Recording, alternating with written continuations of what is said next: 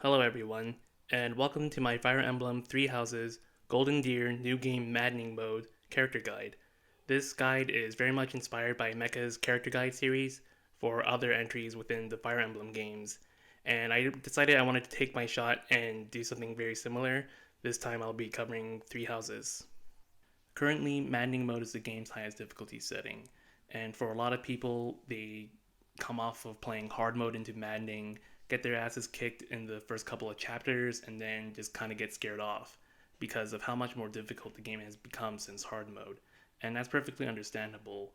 One of the main things about Maddening Mode compared to hard and normal is that it's less about a stat contest between your player units and the enemies, and it's more about understanding how to properly use combat arts, your character's skill rank benchmarks, using battalions and gambits effectively, and just generally having better strategy rather than just throw unit into a pack of enemies and then just hope for the best. And most likely you're gonna come out on top.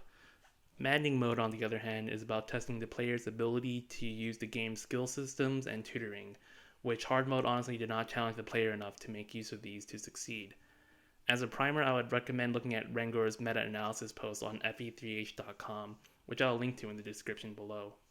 I won't go into too much more detail about the skill system here because this is a character guide and we have a lot of characters to go over. And so the reason I wanted to talk about the Golden Deer is because they're the house I have the most experience with compared to the others. I've beaten the game twice on Maddening mode without any new game plus bonuses, just for example. Also, they're considered the easiest overall to beat Maddening mode with. The Black Eagles have a really difficult early game because they don't have a dedicated tank, and the Blue Lions, they kind of lack a lot of utility characters, so you really need to know who to recruit if you want to beat the game without too much difficulty with them. So the Golden Deer, on the other hand, they don't necessarily dominate any section of the game compared to the other two, but they never really struggle either. And then also, the final chapter is pretty easy compared to the others.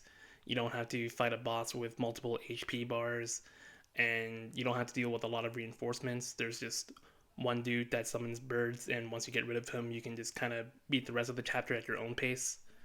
So, for a lot of reasons, they're the ones I would recommend to play Maddening mode on for the first time and for beginners, especially. That being said, it's still very important to think carefully about which units you want to use throughout the game. So, the reason I wanted to make this guide is to help newer players who maybe aren't so familiar with the game's systems pick and choose the characters that will have the best performance for relatively very little investment, and then that way they can beat Maddening mode without too much trouble. One of the reasons to really think about which characters you want to use in Maddening is because of how much less EXP you gain compared to hard mode.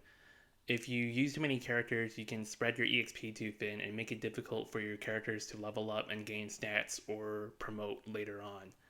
My recommendation is to focus on using a core of 9 characters, and the reason for that is because when you do paralogs, there's always going to be at least one force deployed unit who, in all likelihood, is someone you're not going to be using. However, there will always be at least 9 deployment slots, and those 9 slots should go towards the characters you're using the most. So, by focusing on 9 characters, you can guarantee that, with a couple of exceptions, they can participate in every map in the game. We can finally take a look at the character chart itself, which I've divided into 5 different categories. First, we have the core house members, which are the Golden Deer characters who I recommend you give the most early game EXP into for a lot of different reasons. They'll give you the most mileage for it, and you pretty much want to use these guys throughout the entire game. Then there's the important recruits, and these characters pretty much come to you for free, with the exception of Sylvain, which is why I've marked him. But I'll get into that into more detail later. Not only do these guys come to you for free, but they also have amazing combat relative to how little it takes to invest into them. And so, for those reasons, I recommend that they become a part of your main army at some point. The out of house combat characters are people who you will want to recruit for a combat role, as the name suggests. They might be a bit more difficult to recruit compared to the important recruits category, or they might require a bit more investment compared to them. But once you do actually recruit and invest into them, they're pretty much the best combat units otherwise. The utility category is for people who are better off supporting the army. They might have different kinds of white magic they can use, or they provide rallies and debuffs to make yourself stronger or weaken the enemy, or they might be really good at chipping the enemy to make it easier to kill with other characters, for instance. Some of them can be made into good combat units, but it's better to just focus on their utility rather than their combat. And then finally, there's the high effort category. There's the three houses meme that it doesn't matter who you use because anyone can become good. And that's true to an extent, but it really is a matter of how much effort and planning you're willing to put into them. And for some of these characters, the resources you put into them could be better spent for literally any other character in the other categories. So I wouldn't recommend using them unless if they just happen to be one of your favorite characters and you're willing to put the research and effort into using them. But otherwise, they might be more hurtful to your playthrough rather than helpful. And so, for the most part, you can pretty much just focus on characters from the core house members and important recruits, and then fill out some utility, and that pretty much will let you beat the game with little effort. Though obviously, you can use some more out of house combat units if you would rather use them instead of the important recruits. And that's pretty much how I laid out this chart. So before I dive into the more character specific stuff, I'm going to need to lay out some disclaimers and assumptions just so that we're all on the same page here. The first being that this list assumes that you're not making use of the DLC. And even though I have the DLC characters listed here, I'm going to make it clear right now that I don't have the DLC personally, so I don't have the most experience with them. Anything I do say about these characters is just what I've gathered talking to friends and others online who have uh, had experience with the DLC characters. But the main reason why tier lists don't generally assume DLC is because it's just the most fair baseline for everyone involved. Um, and also, generally speaking, if you can beat the game without DLC, then you can certainly beat it with DLC because the DLC does make the game easier overall. The second assumption I'm going to make is that you, the player, are going to make use of auxiliary battles in order to grind out skill ranks or levels for whatever reason, just so you can hit certain benchmarks. And it's kind of looked down in the community depending on where you go.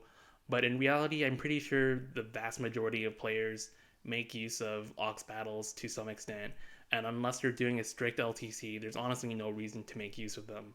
Though I will say that you shouldn't be doing aux battles until after you beat chapter 5 when the rare monsters start appearing, because that's when you actually get a substantial amount of XP from doing aux battles. And um, generally speaking, just because of the whole skill rank thing, you should be spending your free time doing monastery stuff for the first couple of chapters anyway. And finally, the last assumption I'm going to make is that all paralogs are going to be completed regardless of which characters are actually used throughout the game. The main reason for this is that paralogs just in general tend to give some of the best rewards in the game, like the best battalions, heroes, relics, and even the ones where they don't necessarily give the good rewards, you can at least get a good amount of XP from beating them. So there's generally no reason not to do paralogs, but some of them they don't give good rewards, and it's not anything to be ashamed of if you do end up skipping them. But at least for the sake of this video, it's easier to assume that all paralogs are going to be completed. So the way how I'm going to do this is I'm going to talk about all the Golden Deer characters first, regardless of their category, just because you're kind of stuck with them for the beginning, so you need to get to know them well to begin with. And I think the way how you make use of some of these characters can have some long-term effects on gameplay. And speaking of long-term effects on gameplay, your gender choice for Byleths is going to have a lot of effects throughout the course of the game. And so obviously you can choose between male and female. Female Byleth is definitely the superior choice, mainly because she gets access to Pegasus Knight at level 10, probably the best intermediate class in the game. And what you can do is, because you're forced to do the Setith seminar, or at least you're supposed to do a seminar and a faculty training as part of the quest. And if you do Setith seminar and Manuela faculty training when you're forced to, you can get a head start on your lances and flying, which is exactly what you need to become a Pegasus Knight. And what makes Pegasus Knight so good is one, they're a mounted class, which means you have Canto, so you can weave in and out of the battlefield after like attacking, so you can keep yourself safe. They're flying, so they can just ignore any and all terrain, except for like a couple of walls that are just there to block you. And generally those two abilities alone make some of the part one maps a lot easier. And the other reason why Pegasus Knight is so good is because of Darting Blow, which, even though Byleth isn't the fastest character around, just with Darting Blow alone, she can start killing a lot of the part one enemies. And part one is generally considered the harder part of the game compared to part two. In part two, she might not be as dominant the same way she was in part one, but for that reason, I think it's a good idea to just give her all the speed boosters the game gives you, and probably even grow speed carrots if you want her to double some of the faster enemies. But even if she stops doubling and stops one round KOing everything, it's not the end of the world, because it's not like that's a common problem for most characters. You have to be like a grappler in order to consistently. You have to be like a grappler or a sniper to consistently just one shot everything on player phase. So it's not like it's the end of the world if she stops doubling. She's still just really good throughout part one and for a good chunk of part two. Speaking of grappler, that's one of the main reasons to play male Byleth over female, is that he has access to grappler, which has Fierce Iron Fist, which basically just deletes everything on player phase. The Golden Deer is also the only route where I would consider male Byleth a viable option, just because they have Hilda.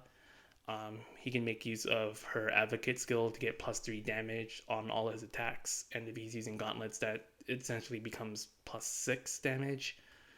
Though he is more of a late bloomer compared to female Byleth, because whereas female Byleth gets really good at level 10 and stays pretty relevant throughout most of the game, male Byleth does have to wait until level 20 to become a grappler or Wyvern Rider if you want him to have mobility.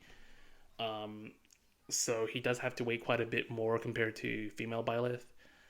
The other thing is that, as good as grappler or even war master are, they are infantry classes. But if you don't mind playing slowly and just kind of slowly making your way through each map, then I guess it's worth giving male Byleth a shot. Though I do think female Byleth, especially the flying, has a lot of advantages that outweigh male Byleth's combat throughout the late game. So next we have Claude, who is the Golden Deer's Lord, and he might not be broken in the same way that Dimitri and Edelgard are, but he's still really good. Especially the fact that he can make use of Hilda's Advocate just for being in the same class to get bonus damage, and if he supports with Hilda and Byleth, he gets linked attack bonuses from both of them, and he can do a lot of damage from range, even though his strength is seemingly like just barely above average. So that's really good. And throughout part one, you're gonna want to train his axes so he can learn Death Blow as a brigand, which I should mention also applies to the Byleths and a lot of other characters. He's also gonna want hit +20 by the end of part one, though don't worry about training that until later. But hit +20 is a really good skill to have overall. With Death Blow, train him up to be a Wyvern Rider eventually, and he'll be pretty good throughout part one. But part two is where he really shines. He gets an upgraded personal class where he gets extra bow damage. His personal skill gains the pass ability, so he can move through enemies and like assassinate bosses. So that's pretty good stuff. He also should have be working towards a authority in part two, at which point he gets Battalion Wrath. And if you manage his battalion's HP really well, you can ensure that he always has at least 50 crit on top of any other bonuses like from crit ring or linked attack bonuses, killer bow. So he can have like 80 crit with just battalion ref and killer bow at without considering any other factors. So he can like just crit enemies for free and kill them if you gave him all the strength boosters.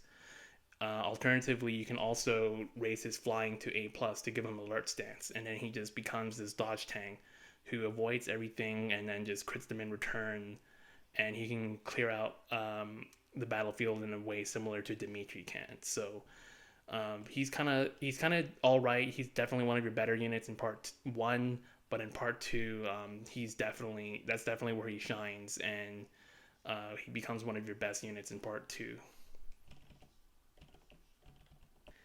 Next, we have Leonie, and she's pretty much the Golden Deer's best tank. Her stats are incredibly high, especially her strength, speed, and defense. And her personal makes her strength and defense even higher as long as she's standing next to a male ally. Early on, you can have Ignatz give her rally speed and Raphael give her rally strength, and her attack speed becomes high enough to where she avoids getting doubled by a lot of the early game's really fast units, and then she just doesn't take a lot of damage from them. Um, Once she levels up a little bit and her speed gets even higher, and she can start even reliably doubling these guys and killing them. And once she trains her bows up to A rank, then you get point blank volley, which is a free double attack on player phase. And when you combine that with death blow, she pretty much just deletes every enemy on the map, especially like mid to late part one and for the early parts of part two. She might start struggling to kill later just because of how tough the enemies get, and you can either give her strength boosters because she essentially gets to double dip on their effects, or you can give Alois as her adjutant to raise her attack even more as long as they're supported. But once again, it's not really the end of the world if she stops one hit KOing enemies. It's not something a lot of characters can do except for a few special cases. And also, you definitely want to make her either a Wyvern Rider or a Bow Knight. The problem with making her a Wyvern Rider is that she has to train her bow, axe, lance, and flying ranks, which is a lot to train and to also try to get point blank volley in time. So it might not be the easiest way to do things. And so Bow Knight, on the other hand, is a lot easier to train for, but horses aren't really the best to have in late part two. But I would recommend Bow Knight anyway, just because it's a lot easier and it also makes her point blank volley a lot stronger. Next, we have Hilda, who, like I said earlier, has the advocate skill. It gives her the ability to just stand next to a male unit and give them a free +3 damage for standing next to them. And it works both on player phase and enemy phase, so with good positioning, it can be really powerful, especially in the beginning of the game where you're pretty much forced to bunch up everyone anyway because everyone's movement is so low. Other than that, she's pretty similar to female Byleth because she wants to become a Pegasus Knight and get Darting Blow to just ram through enemies with raw stats alone. And she's pretty good at doing that throughout part one. In part two, it's kind of a meme that she has bad accuracy, but there's multiple ways to circumvent that. So the first of that, which is to just give her the Immortal Core from Claude. It's not going to help her base accuracy much, but she does get access to the best gambit in the game, and with her high charm, she can just hit a lot of enemies in a wide area and deal a good amount of chip damage to them to put them in range for your other units to kill, which is why I say that, not being able to kill everything towards the end game isn't the end of the world. And Hilda being able to use Ashes and Dust is a big part of that. Another thing she can do is, like every other character, or at least every other physical character, she's going to want hit +20 anyway. And then if you can manage to keep the Immortal Core battalion at 1/3 health, she can activate Battalion Wrath when she gets it at C plus authority. And then on player phase, she can just run around with the Killer Axe and use Smash, which gives a huge accuracy and crit bonus. And she just crits everything and one shots them on player phase because of how high her strength is. So her bad accuracy is honestly a meme propagated by bad players. So don't buy into it. There's plenty of ways to make use of Hilda, especially in the Golden Deer route, and she's really good. This the reason why she's in this category. Lysithea is probably most famous for being the Death Knight killer. Even on Maddening mode, she just uses Dark Spikes to kill him in one shot because her magic is that high on average.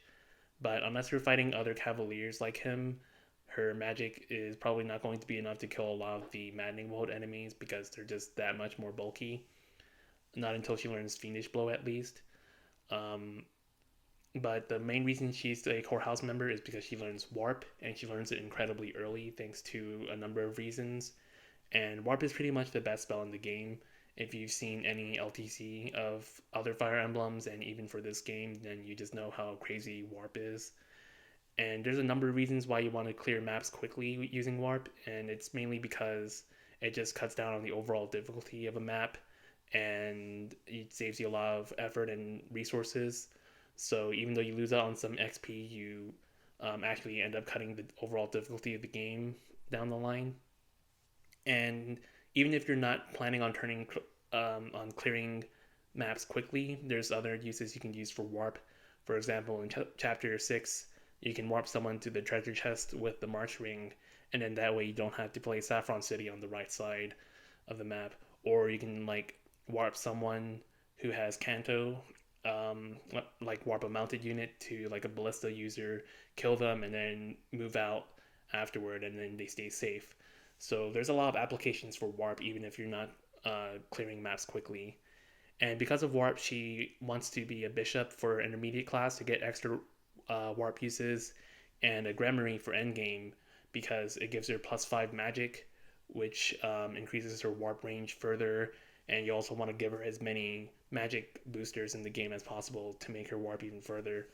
So definitely pick Gremory over stuff like Dark Knight because Dark Knight's gonna take forever for her to master or to qualify for because she doesn't have a riding boon and she has to fight through a Landsbane. And even if you do get her to Dark Knight, it doesn't help as much as you would think because a lot of the Part 2 maps penalize horses, so the extra movement isn't even all that worth it. And in exchange for everything that Gremory has to offer, you get like 2 more damage on your Dark Magic. So definitely pick Gremory over Dark Knight. Then in the utility tier, we have Marianne, and she's here because she's the primary healer of the Golden Deer. She can learn Physic by the Chapter 2 mission and start giving long range healing to free up other people's turns so they can do other things throughout that mission and throughout the early game. And just as a healer, she's pretty good, and that's the main reason why she's here.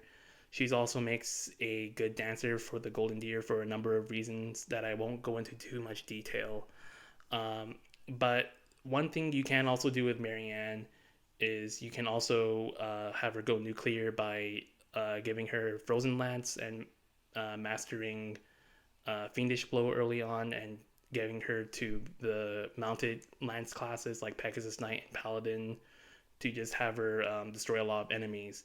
And it's a surprisingly effective way to beat a lot of the Part 1 enemies and bosses because Frozen Lance just does so much damage, especially when you forge stuff like Steel Lance Plus and Silver Lance Plus. Though, like a lot of characters, it does start to fall off in Part 2. But if you do want to use her offensively, you're going to need to pick up a secondary healer, either Linhardt or Mercedes. Um, and she can be considered a core house member. She just levels up by healing instead of competing for XP with kills. But for simplicity's sake, it's probably best to just leave her as your healer, make her your dancer or bishop, depending on who you make your dancer, and then just make her useful that way. But I did write her character analysis on the fe3h.com site, and I will put that in the description if you want to learn more about how to make her a Frozen Lance nuke. Ignatz is probably one of the most interesting utility characters in the game. He has a init hit +20, which makes his chip damage incredibly accurate. He can do rally speed at D authority, which definitely try to learn it by chapter 2 so he can facilitate Leonie's tanking ability. At C plus bows, he learns break shot, which can deals a good chunk of damage and lowers defense. So especially for monsters, he makes it easier to kill those types of enemies or just any enemy in general. But the problem with making use of his utility is that none of these options really give him good XP, not unless if he's outright killing enemies. So at least from my experience, if you make use of these abilities of him, he tends to be very low level. But that's not really a problem because by the time his utility starts becoming less and less desirable because your units are just getting stronger, you can get Shamir in Chapter 6 or Chapter 7, and she pretty much just replaces his role as the long range attacker, and especially for fulfilling the sniper archetype because she just is the best sniper in the game. So don't feel bad about ditching Ignatz partway through part one because he probably did his best work at that point anyway. That's not to say you can't train him and just make him a good sniper. He's definitely one of the better ones in the game. But at least in my opinion, it's better to just make use of his utility early on and then ditch him for stronger units once they become available. Now in high effort, we have Raphael, who, similar to Ignat, gets a rally at the authority. This time it's rally strength. This is most useful in the opening turn of a map where you're just making your defensive formation to tank on enemy phase. And he can buff someone like Leonie or Byleth on the front lines and help them do more damage over enemy phase. And so on player phase, he has options like Smash Steel Axe or just using gauntlets to deal a lot of damage. He can even use iron bows to chip for a good amount of damage with his high base strength alone. But the main reason why he's in high effort is simply because he's just not worth the EXP when compared to these guys. Like I said, EXP management is a core part of maddening mode, and getting people to level 5 as soon as possible is one of the main hurdles for early maddening mode. It pretty feels bad when like your guys are just sitting at level 4 at the start of like the chapter 3 mission and they just can't be in their new classes by then to start working towards masteries. It's not to say that Raphael doesn't turn out bad. If he is trained, he turns out pretty good because obviously he has axe and grappler mastery to become a grappler or war master. Um, Similar to Hilda, he has Battalion Wrath, so he can do high crit shenanigans, especially as a War Master. But he's also just really frail early on because of his low speed. So despite his high HP, he's a lot easier to kill than you would expect, especially compared to Leonie, who can actually tank enemies on player phase or on enemy phase.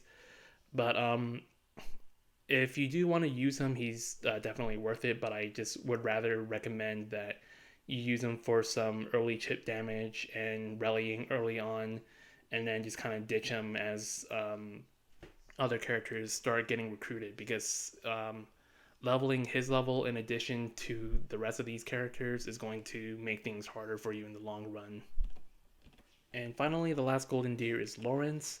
He's just not a very good character, but he does have some pretty good and interesting traits, like his personal skill. His reason spell list is actually really good. He learns some pretty strong spells relative to their skill rank. But the problem is that he's just kind of an inferior version of a lot of the golden deer. Like, he's not as good of a mage as Lysithea. He's not as good of a physical attacker as Leonie or Hilda. And if it's Frozen Lance, like, he learns it even slower than Marianne, and he's not even as strong as her with it either. So he just kind of falls short in a lot of aspects. And of course, he also has to compete for EXP with the core house members. So using him is going to just overall thin out the EXP spread between the rest of your units. So honestly, just bench him. Don't try to give him any kills if you can help it.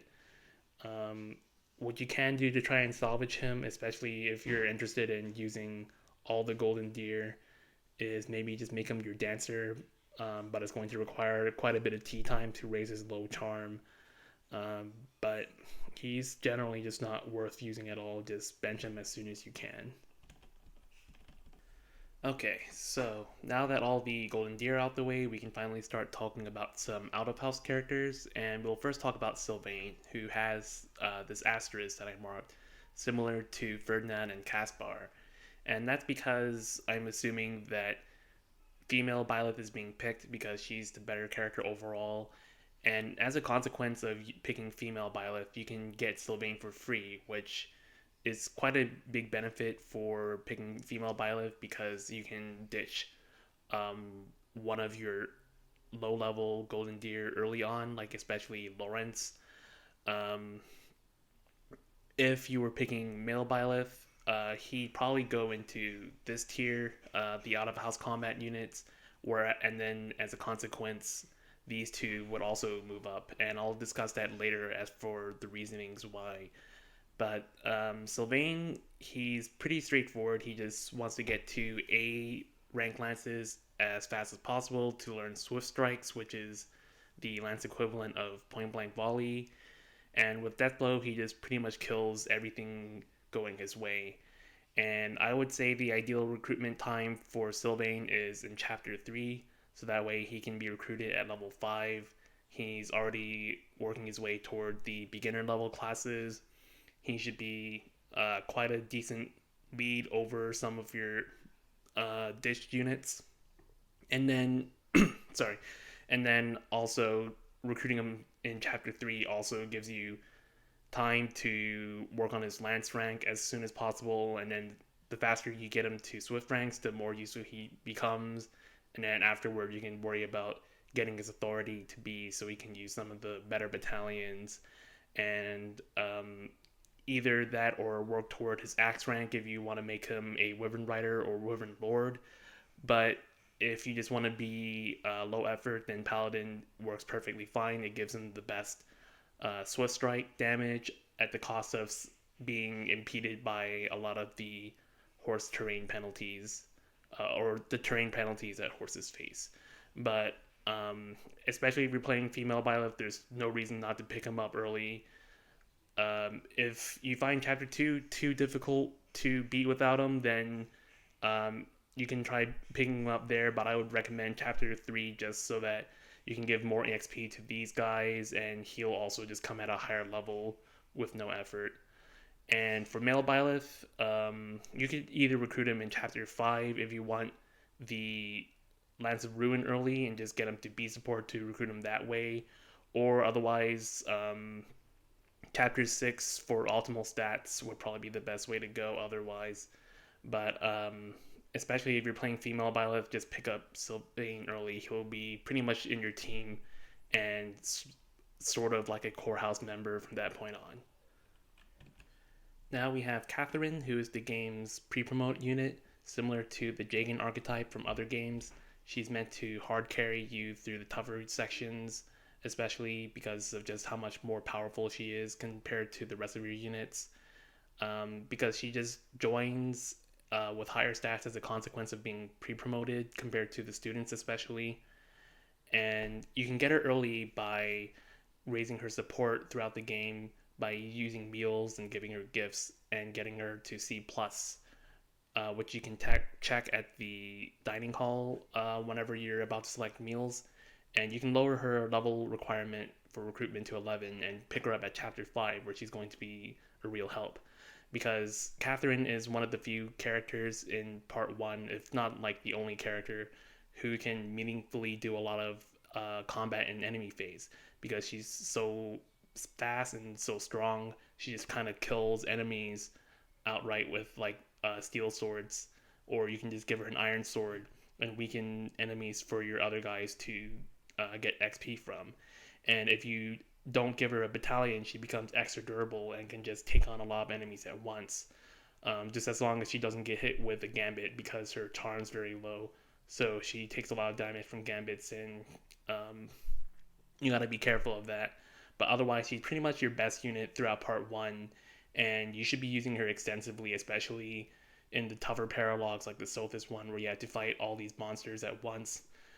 She pretty much makes that chapter even possible to take on early, and you're gonna want to do it for the knowledge gem anyway. In part two, depending on how extensively you invest into Catherine, she might start struggling because her stats aren't relevant in part one the same way they were in part two. She doesn't have combat arts similar to Sylvain or Leonie that just let her cheat in combats. And not to mention, she's locked out of some male exclusive classes like Grappler or War Master that Felix could otherwise make use of and use those class traits in order to cheat in combat. She's just kind of stuck with her raw stats, similar to Byleth. Only Catherine's problem is that she starts with an E rank in pretty much everything that's not sword or brawling. And so if you want to make use of her, you have to bring a lot of these E rank skills to at least D plus, so that way she can start going through a lot of the intermediate classes and picking up skills. And that's a lot of investment to put into one unit to make them into basically Byleth 2.0 and not like a truly amazing unit who just can clear a lot of the part two problems with ease. It's not to say that she isn't bad in part two, just that it takes a lot of effort to make her good in part two. And I think that effort is better spent elsewhere, and that rather than focus on Catherine to making her a long term unit, you just throw her at a problem you face in part one. Just kind of go unga bunga, forget about it. Uh, have her help prep up your other units throughout the class, and then by the time part two rolls around, you just kind of retire her because she's already done her job at that point, and she's done an excellent job on top of that. Similar to Catherine, we have Shamir, who also joins as an advanced tier class. This time she joins as a sniper, and she joins a bit later than Catherine. And sniper is pretty much the best player phase class in the game, because their mastery skill is Hunter's Volley. And if you played Shadows of Valencia, then you know how amazing Hunter's Volley is. It's pretty much just as strong, if not better, in this game. And it just lets her attack twice from far away with a high crit rate and just kill enemies. And compared to the other archers who have to wait until level 20 before they can start working on Hunter's Volley, she comes at like level 13 or 15, depending on whether you recruit her in chapter 6 or 7, and can just start immediately working on Hunter's Volley. And with like the killer bow, she can just like crit kill everything to death, even if you don't pick up Death Blow, which you definitely should pick up Death Blow at some point, just so that she's not as reliant on crits. But even without Death Blow, she just like crits everything to death, and can like just double crit if need be. And she's even before she gets Hunter's Volley, she has quite a good number of good traits about her. She has Bow Fair, similar to how Catherine has Sword Fair joining on, so she gets a free +5 to her damage. And she also has Heavy Draw, which is the bow equivalent to Tempest Lance.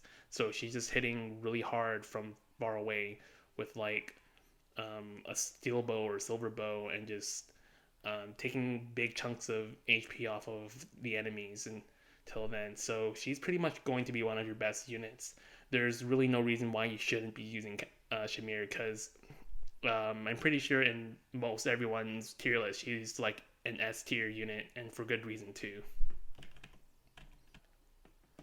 Joining around the same time as Shamir is Cyril, and he's kind of the opposite of Catherine in that she joins as an advanced tier class with amazing stats all around, and Cyril's just a lowly commoner with some pretty unimpressive stats.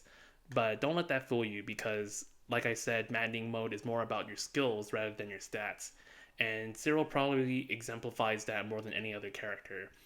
For starters, he joins with C rank in bows, and with some training, he can get to C plus bows really quickly because he has some experience in it already, and he gets point blank volley, which is the same skill that makes Leonie so good. Only she has to wait until A rank to get it.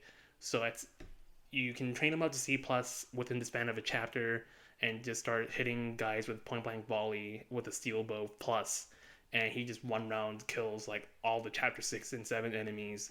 It's pretty ridiculous. And then once he masters Death Blow, he just becomes even stronger. And his skill proficiencies are like perfectly suited for making him into a Wyvern Rider and eventually Wyvern Lord, because he has Lance, Axe, and Flying proficiencies. So once he hits level 20, he can take to the skies and just blow up enemies at point blank. And Eventually, point blank volley just won't be strong enough to kill anymore, but that's not a problem because at C plus lances, he gets vengeance, which scales off of how much damage he's taken. So you can just have him take a lot of damage and then just fly around nuking people with vengeance as a Wyvern Rider or Wyvern Lord and just kind of going out of combat afterward. So Cyril really is one of your best combat units, and you're really making a mistake if you're not making use of him. One thing I do have to note, however, is that between Catherine, Cyril, and Shamir, they're not technically part of your class because they are the church staff officially, and that has some consequences in Chapter 7, which is the big Gronder field fight, which they're not going to participate in because they're not technically a part of your class. So for that chapter, at the very least, you're going to need to find some replacement units, if only for that chapter. But otherwise, there's no problem in just relying on them throughout all of Part 1 and for Cyril and Shamir, making them endgame units in Part 2. But I do have to just kind of note that that's three people that will be absent for one of the tougher chapters in the game. So just keep that in mind. And the final quote-unquote recruit of this category is Seth, who's pretty similar to Sylvain in that he's a Swift Strike user, so you know how good that is. And he's not too far off from getting Swift Strike since he starts with B Lances. And he also has a really high X rank, so he can just hop into Brigand the moment he pops up, learn Death Blow, and be good from there. And it's not even that much of a hassle to train him to D plus bows for Archer and hit plus 20. And he's pretty brain dead from there. There's not much to say about him. Just make him a Wyvern Lord, make use of his incredibly high stats to just double everything with Swift Strikes and kill them. If he doesn't have enough damage to kill something for whatever reason, you can always get him to A support with Flame, and that can get him up to plus 3 more attack on each hit. So he's just really strong. There's no reason to use that if you get him for free, and he just has the ranks to just be really good with very minimal effort. I do need to make a note about all these flying units because as much as I've been praising how good flying is, you do need to show some restraint. You only get 5 good flying battalions in the Golden Deer route before you're forced to use either the crappy ones or no battalion at all, and those have a huge impact on your stats.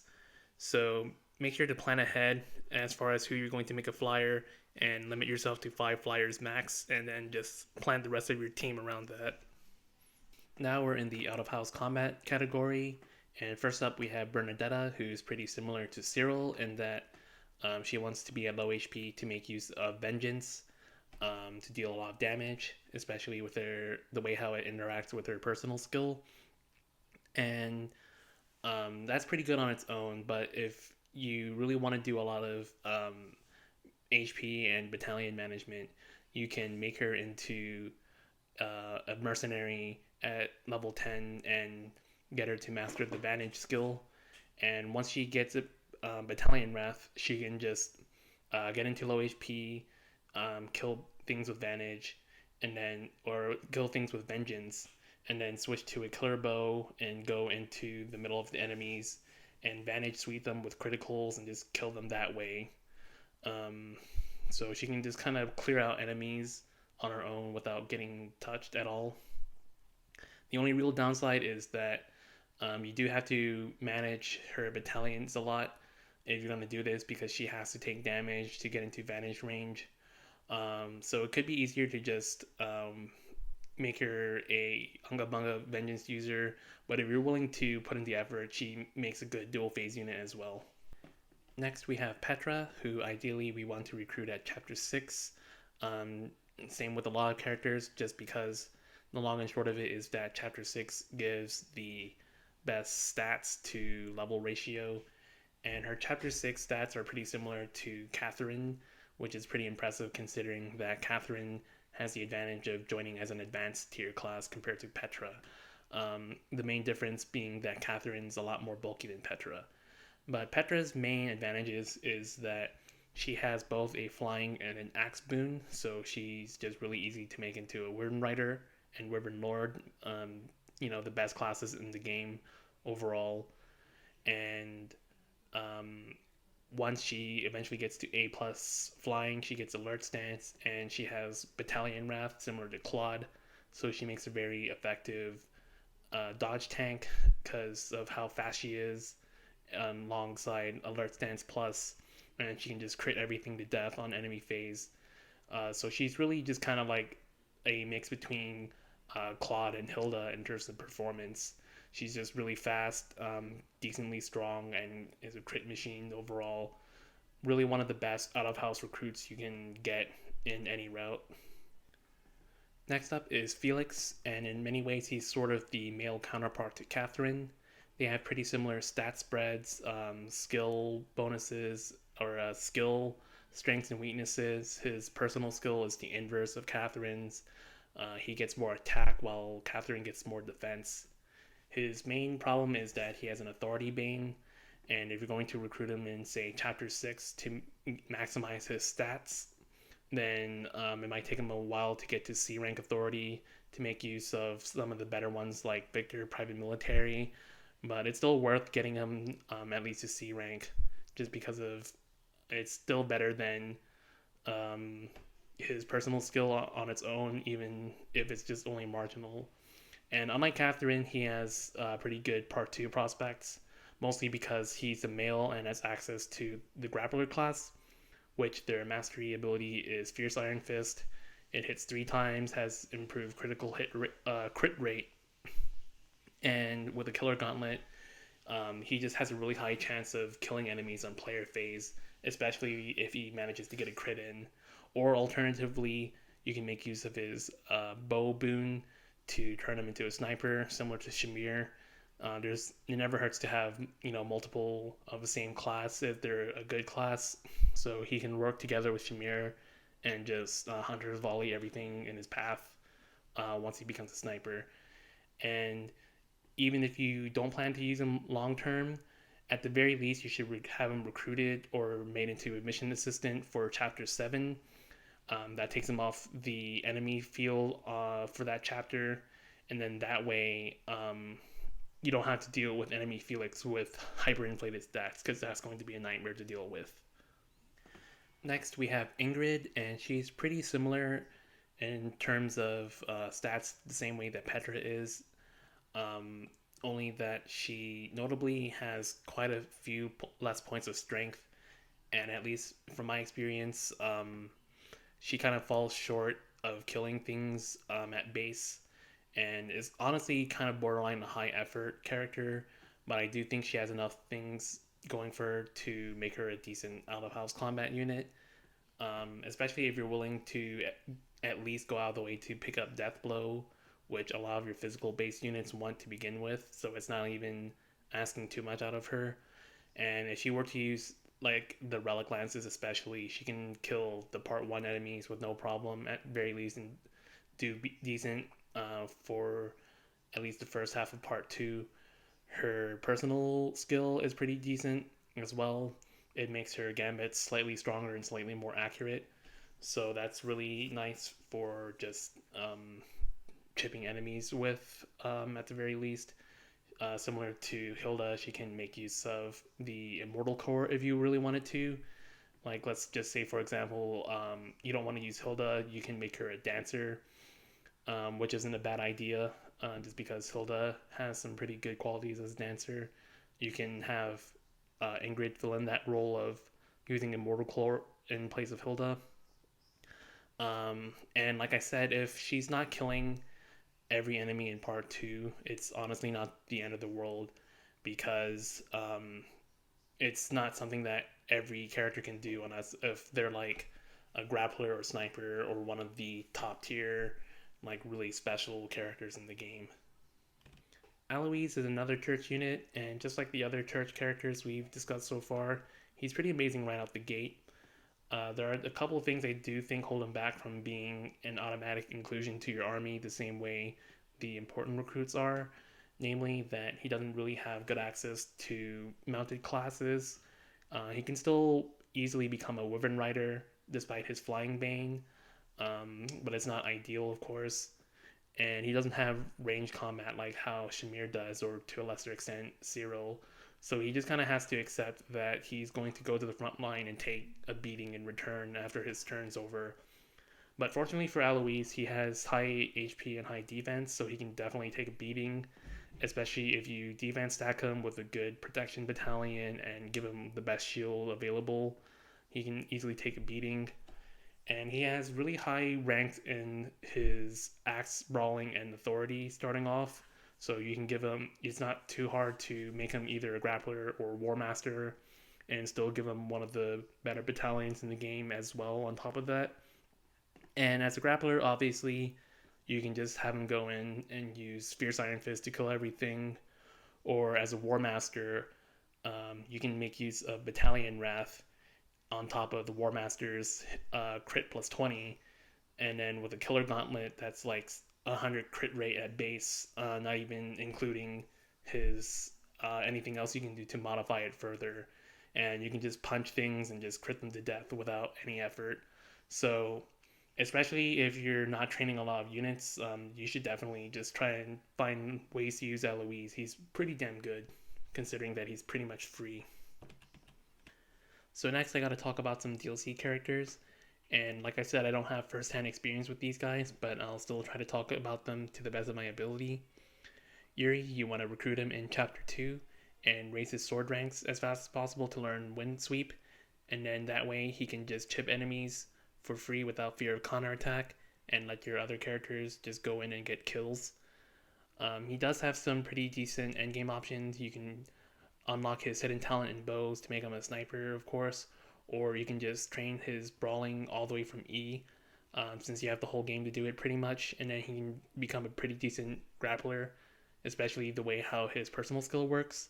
But since he'll probably be doing a lot of chip damage, similar to Ignatz, he might not be that high level in the later chapters, so you can just ditch him after he's done being useful early on. Balthus, on the other hand, he's pretty much an absolute unit. His personal makes him next to invincible once he gets below half HP, and then he can like hit really hard with some brawling afterward because of the high strength bonus he gets. You want to recruit him between chapters 3 and 5 so that he becomes a fighter class, and that brings up his bow rank to D despite its bane, and then that way he can pick up hit plus 20 easier to help patch up his fairly shaky accuracy, similar to Hilda. And then from there, you just make him either a War Master and Grappler, and he's a pretty straightforward unit after that. But he's pretty damn good. Probably even a important recruit, depending on how you look at it. We're now in the utility tier, and we're gonna start with Linhardt. He's pretty similar to Lysithea in that his main appeal is Warp, only this time he also has Physic, so he can heal your characters from far away. So that makes him sort of the ideal support character. And it might seem kind of redundant to have two Warp users, especially when one of them is already part of your house by default, and she learns it much sooner than Linhardt does, especially. But in part 2, you're going to have more deployment slots and the maps start getting bigger. So having multiple Warp users is actually going to be pretty helpful, especially in part 2. And depending on what you do with Marianne, if you make her into a Frozen Lance user, you're going to give up your main healer. So having an extra healer will be pretty important. And that kind of makes him borderline recruit, important recruit depending on what you do with him. But you don't really need to level him up that much. Just make sure he gets to level 20 and becomes a bishop. Then he gets 2 warp uses. And you don't really need to do much with him. Just deploy him whenever he's necessary. And just try to be sure to have him in the back line at some point in the game. It'll be more helpful than you think. Next up we have Mercedes, and she is the dedicated healer in the game. She has both Physic and Fortify, which is an area of effect healing spell, which sounds pretty good at first, but there are a couple of things that make it pretty bad in this game. The first being that it has a pathetic magic range. It's magic divided by 4. So if you recruit her in Chapter 6, she has 16 magic, which means Fortify only has a 4 area of effect range centered on her, which is exacerbated by the fact that The best healing classes are infantry, and they're low movement infantry at that. Bishop only has 4 movement, and if you take the time to make her to Gremory, that's only 5 movement. So you're not healing very far, um, especially with all the mounted units. You're probably going to be using like Claude, Leonie, Hilda. They're just going to like move out and just be way out of her fortify range. So Physic is pretty much good enough. That's why Linhardt's like the preferred healer, especially with Warp. And not to mention that Fortify can actively get in the way of low HP strategies, like especially if you're using Cyril and Bernadetta here. That being said, if you're not the type of person who likes to warp through everything, you're going to be very stubborn and try to bunch up your army and kill everything, then it's definitely worth picking up Mercedes because she is probably the best Fortify user out of everyone. But otherwise, she's just kind of alright. Also, make sure to make her a Pegasus Knight for the to train her up as a Pegasus Knight for her paralog, just so that she can get away from like the Death Knight easier and not have to deal with those stupid reinforcements getting her way. She can just kind of fly out from the cliff that she starts off with and be safe there. Annette is sort of the ideal mission assistant, especially between chapters 3 and 5, where she joins as a monk and gets heal as part of her kit because of the way the class system works. She has Rally Strength as her personal skill, so if you didn't train up Raphael's Authority, she can Rally Strength for your frontliners like he did. Or if you did train up Raphael's Authority, then they can both power up 2 different frontliners and spread out the damage that way. Mission assistants also get the maddening stat bonuses that enemies do. Every NPC, in fact, gets this. So she can be pretty fast with wind and probably double some people in one round with it. Or alternatively, just use Cutting Gale to do a bunch of chip damage to one enemy from far and finish him off with another character.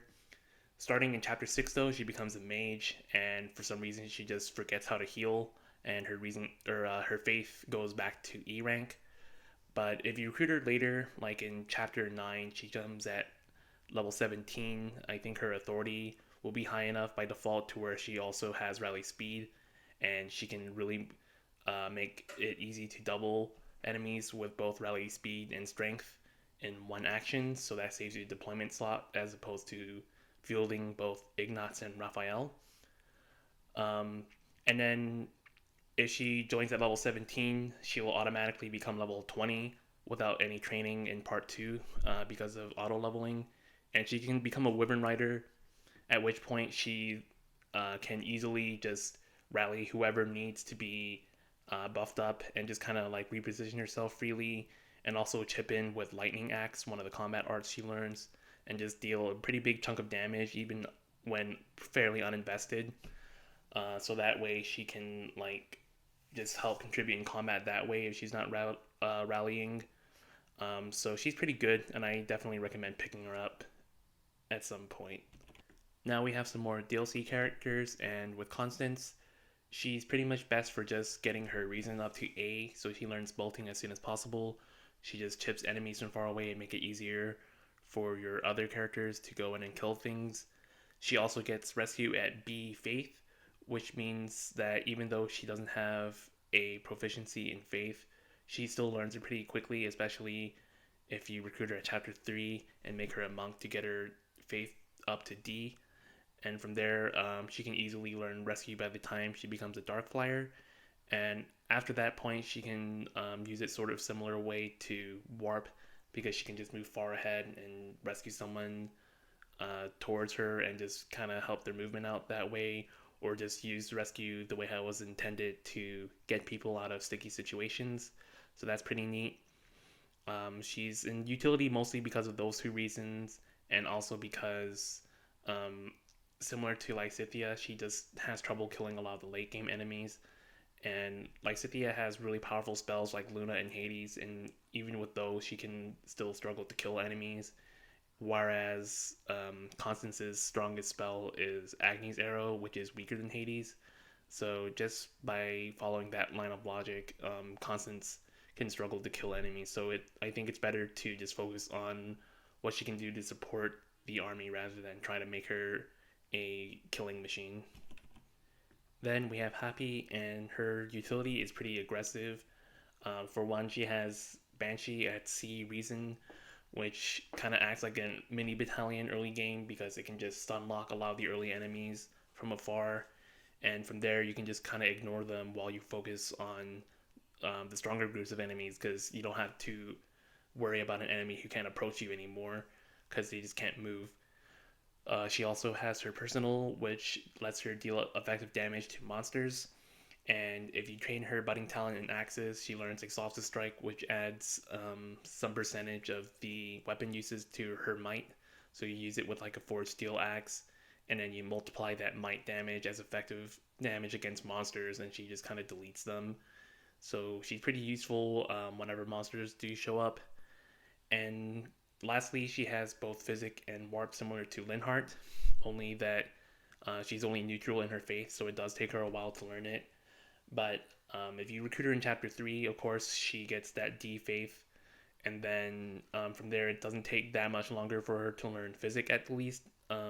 She'll probably learn it when the paralogs start becoming a thing, which is when having a secondary healer is the most helpful. And then if you just focus more on her reason the whole time, she'll probably get Warp either late part 1 or sometime in part 2, which is when it's going to matter.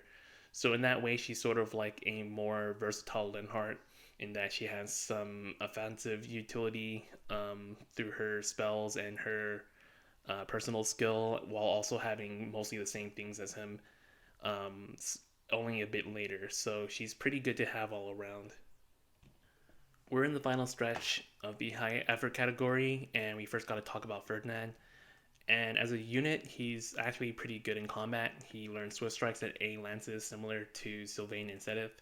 So you already know how good he is. I don't really need to talk about him as a unit. But I do need to talk about why he's in high effort. And that's because he's one of the two characters that can't be recruited with a B support um, at the middle of the week, similar to Caspar. You have to get your armors up to D plus at the very least if you get his support to C plus. And this is a problem if you're playing female Byleth because she's trying to get her lance and flying rank up in order to become a Pegasus Knight. And if you want to do that, on top of trying to recruit Ferdinand, you're really gutting your professor experience because faculty training doesn't give you any experience. And if you do that, then you're not spending meal times with your other units to either raise their motivation to tutor them more or getting their supports to B so you can recruit them easier. So the only real way for a female Byleth to recruit Ferdinand early is she pretty much has to give up being a Pegasus Knight, which means you're giving up the best aspects of playing female Byleth. So I don't think Ferdinand's really worth picking up very early for female Byleth. Obviously, you do want to get him eventually for the paralog he has with Lysithia. However, male Byleth, he doesn't have these issues. Um, Ferdinand goes up to a out of house combat tier. If you're playing male Byleth, he's probably easier to pick up than Sylvain because you don't have to go all the way and be support Sylvain compared to Ferdinand's C plus and armor training, which I think you only need 6 or so faculty trainings at the very least if you just fish for great every time you do faculty training. And then you have Ferdinand, and once you do actually have Ferdinand, he's pretty great. Caspar is the other character you can't automatically recruit at B support. He caps out at C plus like Ferdinand, and then afterward you need to get your brawling to D plus. And at least Byleth has a brawling proficiency, so it's easier to get compared to armors. But if you're playing female Byleth, that still kind of gets in the way of some of her goals. However, if you're playing male Byleth, he wants to be using brawling to begin with, so he can be either a grappler or war master. So that kind of perfectly aligns with picking up Caspar, and he might even be easier to pick up compared to Felix. And they even share some of the same weaknesses, though Felix has certain strengths over Caspar for sure, especially in terms of stats. But that's not to say that Caspar is pretty bad once you do have him. He has Bombard, which is a pretty good combat art, since it raises might and critical hit rate. Um, and it still lets you attack twice in a row, so it's kind of like a taste of some of the early Brave arts. He has a personal skill that effectively raises his accuracy whenever he's adjacent to enemies, which is where he wants to be to begin with, so you don't have to go out of your way to pick up hit plus 20.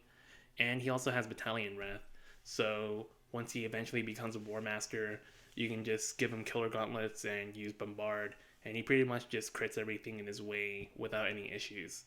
So if you do manage to pick up Caspar, he can be pretty good.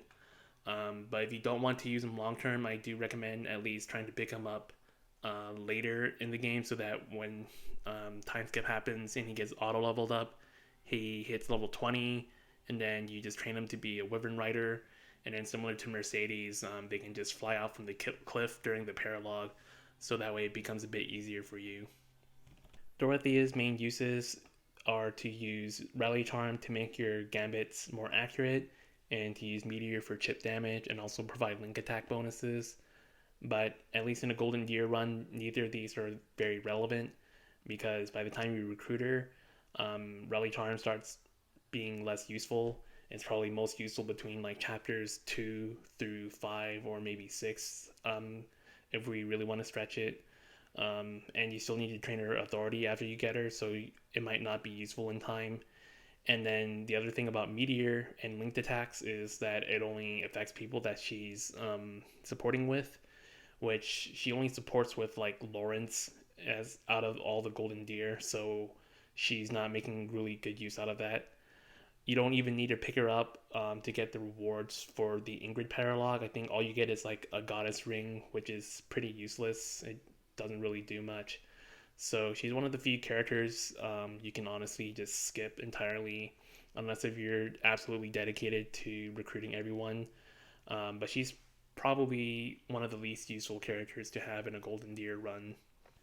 Ash is a fan favorite for some reason, but he's just another character who's not very good in a Golden Deer run. Mostly because whatever he can do, he's just really outshadowed by Shamir, especially, and to another extent, Ignace is just superior to Ash in a lot of ways. Obviously, Ash can become a sniper and be good from there, but that's not saying much about him. That's just saying more about what snipers can do rather than what he brings to the table uniquely. If you're really insistent on using him, it's probably because you just don't want to use Shamir for some reason, and Ignace is probably underleveled because he's been rallying and chipping with like break shot and a lot of other things rather than getting kills himself. At which point, I guess you can use Ash and make him pretty useful. But in all honesty, like there's just no real reason to use him. Just like Dorothea, you don't even need him for the paralog rewards, along with since you already have Catherine to begin with. So he's just another character that you honestly don't need to recruit if you don't need to, and that'll probably save you resources on other things. Flame might seem like an upgrade to Mercedes in some ways because she has Rescue in addition to Fortify, and she also just comes to you for free. But the problem with those spells is that they have incredibly short range, and Rescue especially isn't going to be that much useful on her because she's going to be pretty much footlocked since she has the Riding Bane and can't become a Holy Knight easily despite her Lance Boon. So she's only going to move like 4 or 5 spaces depending on whether she's the Bishop or Gremory, and then Rescue for like 3 or 4 extra spaces, at which point you might as well just use Smite because it's pretty much doing the same thing. And of course, Fortify, I've already talked about its weaknesses the same way how it would have with Mercedes. The only way I could see her going up to utility tier is if you do have the DLC and she can become a Dark Flyer similar to Constance and use Rescue that way and make better use of Fortify. But otherwise, I guess if you need DLC to be useful, that kind of automatically puts you into the high effort tier in a way. It's been a while since we last talked about a church member, so here we have Hanuman, but for some reason he's all the way down here instead of being up here with the cool kids. And that's because, unlike the other church members, he joins in an intermediate class. He's just a regular mage instead of being a early promoted warlock with really high magic rank and stats all around. So there's that. Uh, as far as being a magic unit go, since he's incredibly slow, he's not doubling anything, so he's really just chipping with meteor from far away, which is decent. But you can definitely make an army of people who can one round kill, especially by the time he joins. So he's not as helpful as you would think. The only way to really make him a good combat unit is to make him into a sniper with a magic bow, but that has a couple of problems. One, arcane crystal can be difficult to obtain. You either need to grind it from auxiliary battles and fighting specific monsters, or just hope that you get lucky and it drops at the end of the auxiliary battle. And even after you get the arcane crystals, he's just pretty much sitting around as a regular mage and eventually sniper who really can't do much. He can like pitch in with the occasional schism shot, and that deals a decent chunk of damage. But until he learns Hunter's Volley, he's just not really good. So he's sitting around for a long time before he finally becomes good, and it also requires luck for him to even be useful. So if you do get lucky, maybe make a separate save file and try him out for yourself. But otherwise, you don't gain or lose anything from just benching Hanneman as soon as he arrives. Similar to Hanneman, we got Manuela, who's another church member that isn't very impressive. For some reason, despite being a magic user, her stat spread is very similar to Ingrid, and she wants to be fast, even though her personal bases just make her pretty slow. So she's just not good in combat because her offenses are just weak overall, and she's not even fast enough to be good in combat. Her spell list is pretty weird. She has Ward and Silence as her C and B faith spells, which neither of those are very useful spells overall. However, she does have Warp at A rank, which is like the one salvaging factor for her. But because her magic is so low, her Warp range is pretty pathetic. She's mostly useful for like strict LTCs where you need as many warpers as you can, even if it is only by a couple of tiles. But honestly, if you're using her, you might as well just be using Linhardt. He just kind of does everything she wants to do, but strictly better. And then finally, we have Anna, who's easily the worst character in the game. She has pretty awful stats all around. She doesn't learn any useful skills that really help her in combat or give her any good utility. And just to top it off, as a cruel joke, she just doesn't have supports with anyone, not even Byleth. So her accuracy and avoid is just really low compared to everyone else. At the very least, she does have a bow proficiency.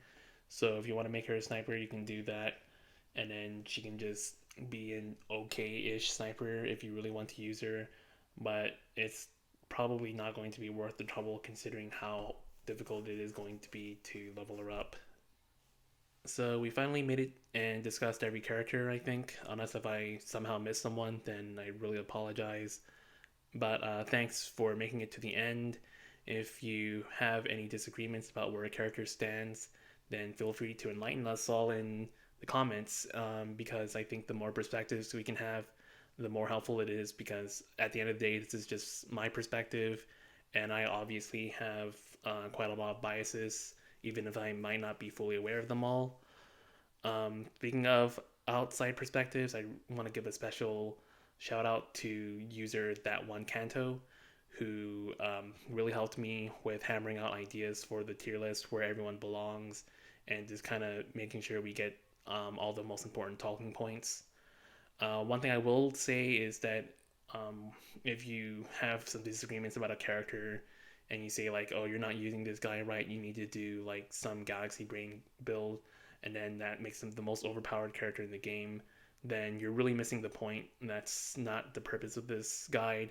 It's just to help beginners know figure out which characters are the easiest to use and which characters are going to be the most helpful because they're easy to use. But other than that, thanks again once more for watching. And if you found this helpful, share it to a friend or a group of people who might appreciate this. So I'm going to sign out.